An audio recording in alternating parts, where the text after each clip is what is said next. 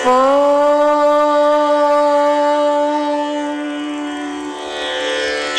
गणेशाय नमः। ॐ नमो श्री गणेशा। ॐ नमो बुद्धिप्रकाशा। ॐ नमो गुणेशा सिद्धिदायका तुझ नमो। ॐ नमो ओंकारा। ॐ नमो चराचरा। ॐ नमो गणेश्वरा गणपालन तत्परा तुझ नमो। ॐ नमो वागीश्वरी। ॐ नमो ब्रह्मकुमारी। ॐ नमो वाचाचारी सर्वसत्ताधारी तुझ नमो। ॐ नमो सद्गुरु राजा। ॐ नमो अधोक्षजा।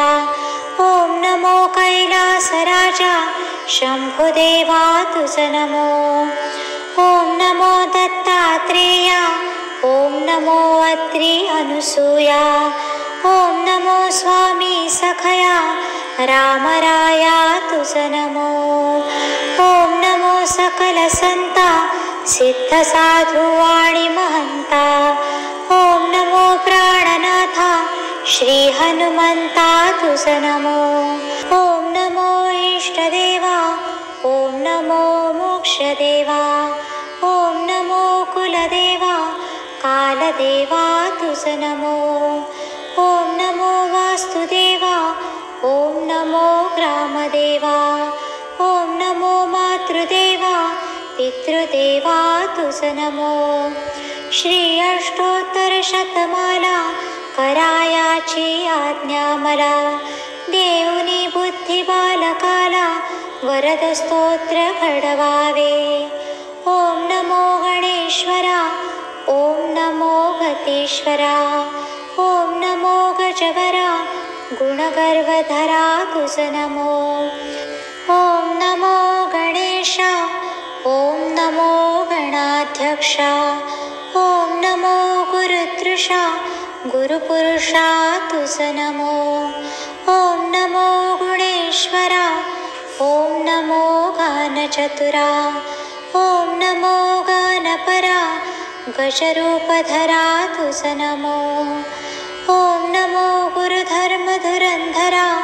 ॐ नमो गुणवत्पोषणकरा। ॐ नमो गणपालन तत्परा गजासुरयोद्धारा तुझ नमो। ॐ नमो गंधर्वसंशयच्छेत्रा। ॐ नमो गुरुमंत्र गुरुतंत्रा। ॐ नमो गुह्यप्रवरा गुरुगर्वहरा तुझ नमो। ॐ नमो गणस्वामिना। ॐ नमो गजानना। ॐ नमो गुणसंपन्ना गानप्राणा तुझ नमो। ॐ नमो गणदुःखप्रणाशना। ॐ नमो गुणवच्छत्रुसूदना। ॐ नमो गजध्वना हे गुणप्राणा तुझ नमो। ॐ नमो गानज्ञानपरायणा। ॐ नमो देवगौणा। ॐ नमो गानध्यानपरायणा गानभूषणा तुझ नमो। ॐ नमो गुरुप्राणा। ॐ नमो गुरुगुणा। ॐ नमो गंधर्वभाजना गणप्रथितनाम्ना तुझ नमो। ॐ नमो गुरुलक्षणसम्पन्ना। ॐ नमो गंधर्वदर्पघ्ना। ॐ नमो गंधर्वप्रीतिवर्धना गुरुतत्त्वार्थदर्शना तुझ नमो। ॐ नमो गुणाराध्या। ॐ नमो गुणाहृत्या। ॐ नमो गुरुवाद्या गुणाद्या तुझ नमो। ॐ नमो गुरुशास्त्रालया। ॐ नमो गुरुप्रिया। ॐ नमो गणप्रिया गणञ्जया तुझ नमो। ॐ नमो गंधर्वप्रिया। ॐ नमो गकारबीजनिलया। ॐ नमो गुरुश्रिया गुरुमाया तुझ नमो। ॐ नमो गजमाता। ॐ नमो गंधर्वसंसेव्या। ॐ नमो गंधर्वगानश्रवणप्रणया गन्धर्वस्त्रीभिराध्यातु स नमो। ॐ नमो गणनाथ, ॐ नमो गणगर्भस्था, ॐ नमो गुणीगीता गुरुस्तुतातु स नमो। ॐ नमो गणरक्षणकर्ता, ॐ नमो गणनमस्कृता, ॐ नमो गुणवद्गुणचित्तस्था गुरुदैवतातु स नमो। ॐ नमो गन्धर्वकुलदेवता, ॐ नमो गजदन्ता, ॐ नमो गुरुदैवता गन्धर्वप्रणवस्वान्तातु स नमो। ॐ नमो गन्धर्वगणसंस्तुता, ॐ नमो गन्धर्वगीतचरिता, ॐ नमो गानकृता हे गर्जतातु स नमो। ॐ नमो गणाधीरजा, ॐ नमो देवगजा, ॐ नमो गुरुभुजा देवगजराजातु स नमो। ॐ नमो गुरुमूर्ति, ॐ नमो गुणकृति, ॐ नमो गजपति गणवल्लभमूर्ति तु स नमो। ॐ नमो गणपति, ॐ नमो गुरुकीर्ति, ॐ नमो गीर्वाणसम्पत्ति गीर्वाणगणसेविते तु स नमो। ॐ नमो गुरुत्राता, ॐ नमो गणाध्याता, ॐ नमो गणत्राता गणगर्वपरिहर्ता तु स नमो। ॐ नमो गणदेवता, ॐ नमो मानभुवा, ॐ नमो गन्धर्वा मानसिन्धवा तु स नमो। ॐ नमो गणश्रेष्ठा, ॐ नमो गुरुश्रेष्ठा, ॐ नमो गुणश्रेष्ठा गणगर्जितसन्तुष्टा तु स नमो। ॐ नमो गणसौख्यप्रदा, ॐ नमो गुरुमानग्रा, ॐ नमो गुणवत्सिद्धिदा गानविशारदा तु स नमो। ॐ नमो गुरुमन्त्रफलप्रदा, ॐ नमो गुरुसंसारसुखदा, ॐ नमो गुरुसंसारदुःखभिदा गर्विगर्वनुदा तु स नमो। ॐ नमो गन्धर्वाभयदा, ॐ नमो गणश्रीदा, ॐ नमो गर्जन्नागयुद्धविशारदा गानविशारदा तु स नमो। ॐ नमो गन्धर्वभयहारका, ॐ नमो प्रीतिपालका, ॐ नमो गणनायका गन्धर्ववरदायका तु स नमो।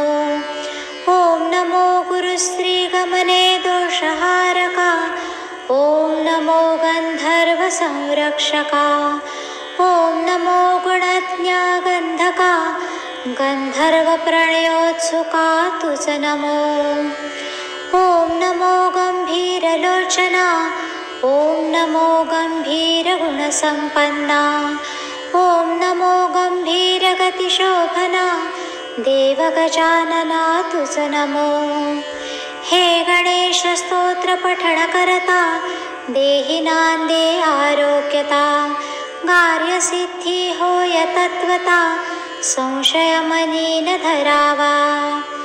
धनार्थियाने कविसदिन सुप्रभाती उठो न करिता स्तोत्रपठन धनप्राप्ति होय त्यासी। जो प्रतिदिन त्रिवार पठत त्यासी पुत्र धनधान्य प्राप्त होत। श्री गणेश पुरवीक्षित यदर्थी संशय न धरावा। ज्यावरी संकट दुर्धर तयानेकादश वेळ स्तोत्र पठता थोर त्याचे भय तात्काळ निरसेल। त्र्यंबकराय गणेश भक्त जनदुःखे कष्टी होत। होनिया कृपावंत स्तोत्र बीजयुक्त करवीती। गणेश सुत नारायण केवळ मूढ अज्ञान त्यास कैसे ऐसे ज्ञान वरदस्तोत्र करावया। कलियुगी नाम वरिष्ठ साक्षदेती श्रेष्ठ श्रेष्ठ। म्हणून या स्तोत्र पाठ संत महंत करिताती। हे स्तोत्र केवळ चिंतामणी नामरत्नांची खाणी। स्तोत्र पठोन या वाणी साधके शुद्ध करावी। स्तोत्र पठणे पुरुषार्थचारी साध्य होती घरचे घरी। म्हणून याचे वरी शुद्ध भाव ठेवावा। अतिसात्विक पुण्यवंत त्यासीच येथे प्रेम उपजत। भावे करीती स्तोत्र पाठ त्यासी गणेश संरक्षी। शके 1860 बहुधान्य संवत्सर श्रेष्ठ। श्री विनायकी चतुर्थी येत शुक्रवार दिन भाग्याचा। येच दिनी हे वरद स्तोत्र पूर्ण झाले अतिपवित्र। वरद हस्ते गजवक्त्र पठणे भक्ता सांभाळी। इति श्री गणेश वरद स्तोत्र श्रवणे होत कर्ण पवित्र। विजय होईल सर्वत्र आणि शांती लाभेल। श्री गजाननार्पणमस्तु।